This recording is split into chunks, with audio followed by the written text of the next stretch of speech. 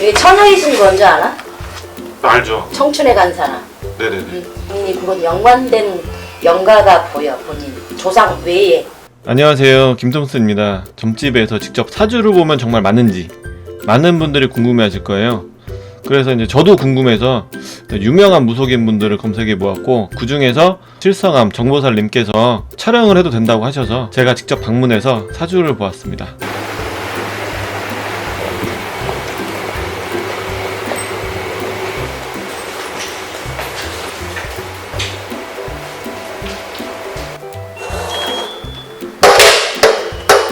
(5월 14일) 양력입니다. 홍종오요. 종호 오. 오? 오요. 오. 네. 들어가서 앉자마자 저의 생년월일과 이름만 물어보셨습니다. 저는 그냥 유튜버라는 말만 했었고, 어떤 방송을 하는지 이런 건 아예 물어보지도 않으셨습니다. 그냥 생년월일 그리고 이름만 듣고 정보살님께서 보이는 걸 먼저 말씀을 해주시더라고요. 본인은 연상하고 결혼을 해야 되고 네. 이혼은 아니야. 한번 갔다 오시는. 팔자가 그래. 본인 팔자. 아, 그래요? 응. 역마살 있는 건 아실 거고. 시작부터 저는 연상의 돌싱과 결혼한다고 하시네요. 그러니까 역마살이 뭔지는 이제 네네네. 대충은 알 거지만 네. 돌아다니면서 내가 해야만이 생업도 되는 거고, 네. 그리고 뭐 사고 수도 없을 수도 있는 거고. 근데 역마살 있는 게 오히려 본인은 나. 아, 한 곳에 정착해 있으면 갔다 오서 미쳐버리거든. 네. 분명히 3년 전부터 운세가 꺾였는데. 네, 맞아요. 진짜로. 3년 전부터 좀. 꺾였어야 돼요. 아, 이때 진짜 좀 놀랐습니다. 제가 3년 전이면 2016년도죠. 그때 제가 잘 되던 가게를 권리금 받고 팔고 잠시 쉬면서 오버워치에 빠져가지고 그때부터 이제 밤마다 게임하면서 맨날 애들하고 싸우고 욕하고, 밤새 게임하니까 또 건강도 나빠지고, 또 그러다 보니까는 되는 일도 진짜 없었거든요. 어디 갔다 온 적 없어?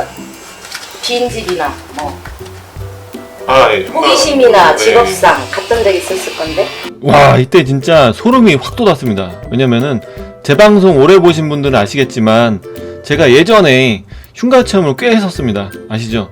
근데 정보살님께서는 제가 어떤 방송 하는지를 아예 모르시는데, 근데 그거를 맞추시더라고요. 여기 처녀이신 건줄 아나?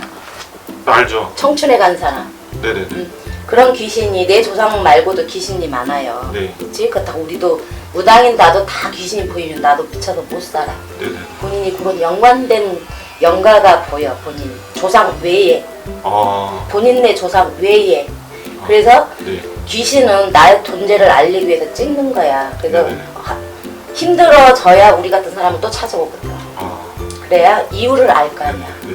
네. 무당들은 그런 거를 보이는 대로 얘기를 하면서 그 해결책을 일반 그 상담자한테 얘기를 해줘요. 정리해서 말을 하자면, 제가 흉가 체험을 갔다가 빙의까지는 아니고 처녀 영가와 약간 엮이게 되었고, 그 처녀 영가가 자신의 존재를 저에게 알리기 위해서 제가 하는 일을 이제 계속 꼬이게 만들었다고 합니다.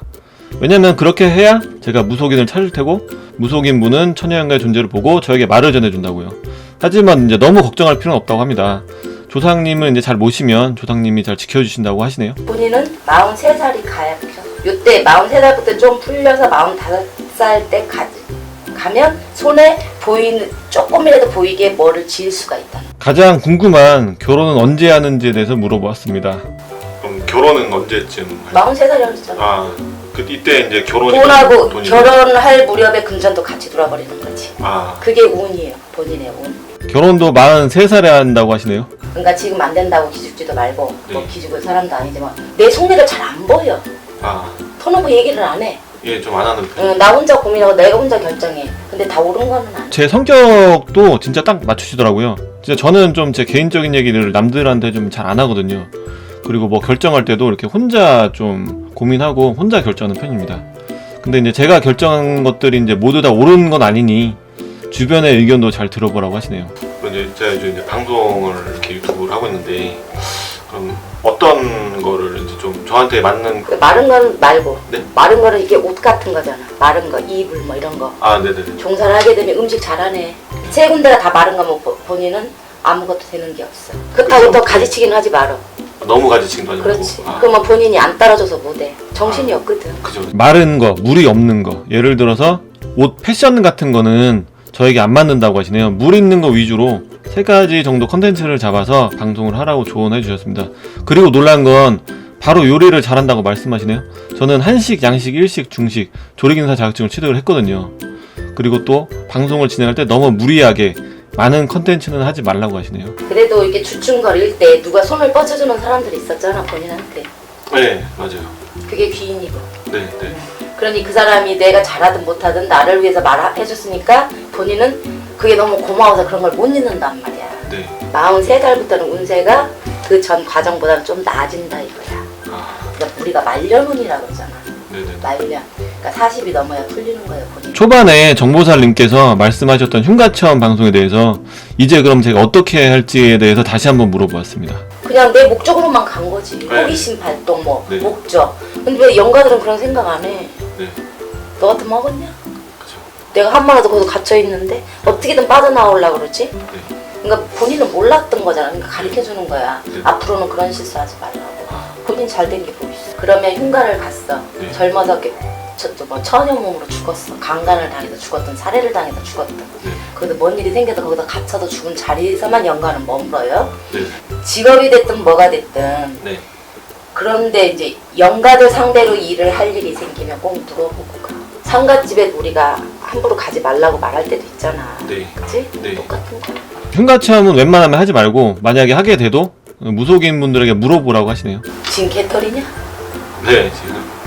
네. 저의 경제적인 상황을 정보살님께서 너무 정확하게 파악하셨네요. 네, 저 돈 없습니다. 개털입니다. 그래도 본인은 감사 땡큐가 뭔 줄 알아? 옆에서 도와주려는 사람 많잖아. 네, 요즘 좀, 시청자분들. 왜? 운세가 좋아지려니까 그런 바람도 들어오는 거예요. 네가 힘들어도 도와줄 사람이 많으니까 나쁜 생각 갖지 말고 네네. 엄한 생각하지 말란 말이야. 네. 2019년도도 이제 반이 지났는데 남은 기간 동안 조심해야 될 건 없는지 물어보았습니다. 근데 이 질문에 이제 정보살님이 답변해 준 게 가장 중요한 부분인 것 같아서 노컷으로 하겠습니다. 7월 말인데 이제 올해 말까지 뭐 이렇게 조심해야 될 건 없는지. 조심할 건 특히 나오진 않고 음력 9월 되면 네가 이거 해야 되겠다라는 확고한 게 나올 게 있네. 9월에. 결정할 수 있는 결정권이 결정할 일이 생긴단 말이야. 네네. 근데 결정이라는 건 네. 뭐가 맞는지 모르잖아. 네. 본인은. 그렇죠.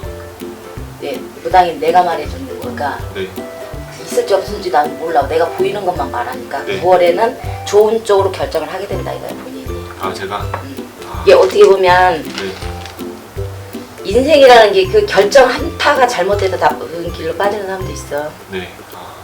중요한 결정이 9월에 들어온다고 음력으로 말해주는 거야. 음력 9월이요. 그때는 내 말을 기억했다가 네. 본인 진짜 촉이 좋아해서. 네. 본인 촉이 닿는 대로 결정을 하고 해. 음력으로 9월달에 저에게 중요한 결정을 할 일이 생길 거고 그때 심사숙고해서 마음이 가는 대로 잘 결정하라고 하시네요. 근데 착각 끄는 사람은 있다. 그래요? 바르게 사는 게 착한 거예요. 예. 잘했어 할 때부터. 그게 마음새. 그리고 그때서 여자 오면 결혼해. 예. 근데 그 여자분이 재혼한 네 팔자 올게. 그때 가서 진짜 결혼하려면 나 다시 하죠. 그런 여자 나타나면. 예. 그때 그러면 궁합으로 바뀌었고. 예. 알겠습니다. 감사합니다. 네.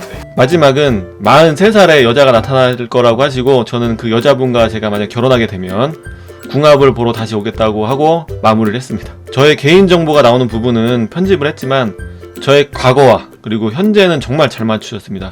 저의 과거와 현재를 토대로 앞으로 살아갈 때 주의할 점이나 개선해야 할 방향들을 말씀해 주셨는데 이 부분은 마치 어떤 인생의 선배의 조언이나 아니면 심리 상담을 받는 그런 느낌이었습니다. 점을 보고 느낀 건 과거와 현재는 정말 잘 맞추거든요. 그러니까는 예를 들어서 뭐 어떤 분이 이제 결혼을 하게 됐다.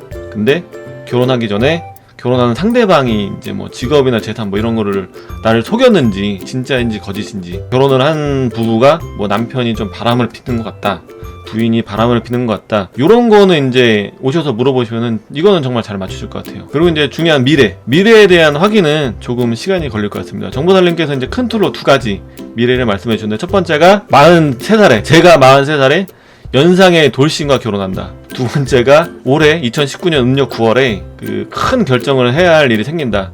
이 두 가지는 그때가 돼봐야 알 수 있을 것 같습니다. 미래를 맞추냐에 대해서는 음력 9월에 제가 확인을 해보고 이 영상에 댓글을 달던 아니면 추가 영상을 촬영하던 하겠습니다. 그리고 제가 방송은 쭉 할 거니까는 제가 연상의 여인과 결혼을 한다는 발표를 한다면 정보살님께서 미래를 맞추신 거겠죠? 오늘의 결론, 제가 43살에 연상의 여인과 결혼하게 되면 그 연상의 여인 그분은 몇 살이죠? 환갑 지난 분하고 결혼하는 거 아니야 혹시?